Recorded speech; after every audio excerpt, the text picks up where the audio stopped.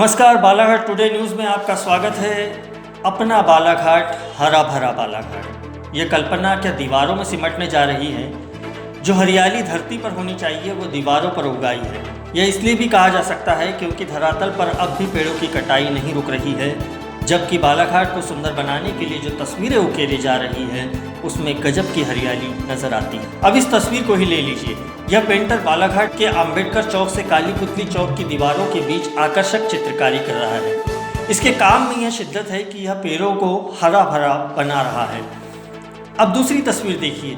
यह वही बालाघाट शहर की तस्वीर है जहां चुपके से पेड़ों का अस्तित्व समाप्त किया जा रहा है।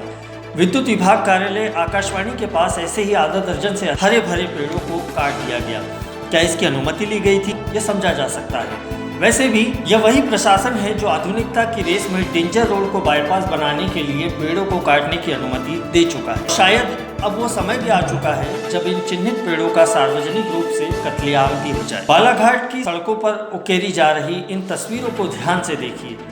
इसमें कहीं हरियाली अकूट संपदा की तरह देखने को मिलेगी, कहीं ग्रामीण भारत का किसान खेती के लिए निकला है तो कहीं महिलाएं सिर पर बोझा लेकर चल रही, वहीं कई महिलाएं पानी भरने निकली है या फिर ग्रामीण अपने काम में मशगूल है।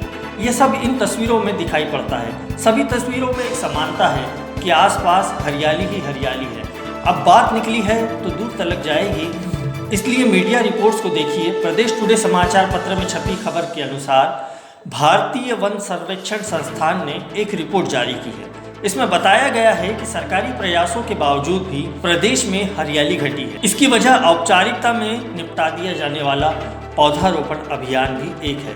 यह संस्थान हर 2 वर्ष में एक बार इस तरह की रिपोर्ट जारी करता है, जिसमें बताया गया है कि प्रदेश के 18 जिलों के आदिवासी वन क्षेत्रों में हरियाली को सबसे अधिक नुकसान हुआ है। इस रिपोर्ट में पौधारोपण अभियान की हकीकत को सामने लाया गया है और बताया गया है कि वन विभाग और अन्य संस्थाओं ने पिछले साल वर्षों में मध्य प्रदेश में 40 करोड़ से अधिक पौधे लगाए हैं, लेकिन 20 करोड़ भी जिंदा नहीं बचे हैं। वन विभाग के पास जीवित बचे पौधों का ठीक ठाक आंकड़ा भी मौजूद नहीं है, लेकिन पर्यावरण विशेषज्ञ ये बता 10% से कम पौधे ही जीवित रह पाते हैं।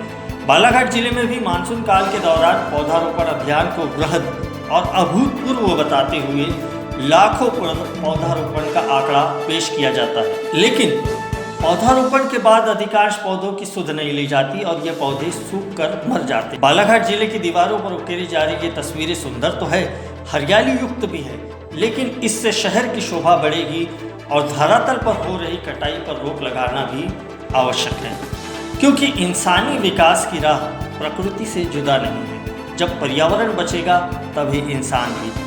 प्रकृति को नज़रअंदाज कर विकास कितना भी कर लिया जाए, लेकिन मानव और पर्यावरण का संतुलन बिगड़ा तो विनाश निश्चित है।